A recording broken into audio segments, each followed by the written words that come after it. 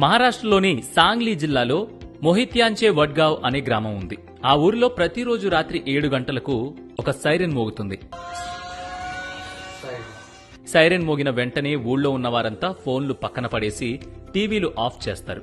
1 గంటన్నర పాటు ఎలాంటి ఎలక్ట్రానిక్స్ ముట్టుకోరు. ఎన్ని ముఖ్యమైన పనులున్నా సరే కాల్స్ అటెండ్ చెయ్యరు.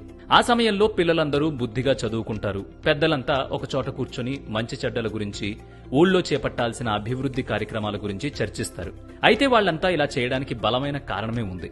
కరోనా తర్వాత పాఠశాలలు తిరిగి ప్రారంభమైనప్పుడు పిల్లలందరూ సోమరులుగా తయారైనట్లు టీచర్లు గుర్తించారు. లాక్డౌన్ సమయంలో ఫోన్లకు ఎక్కువగా అలవాటు పడిపోవడమే అందుకు కారణమని గ్రామ సర్పంచ్ కు చెప్పారు. అప్పుడు ఆ గ్రామ సర్పంచ్ డిజిటల్ డీటాక్స్ ని అమలు చేయడం ప్రారంభించాడు.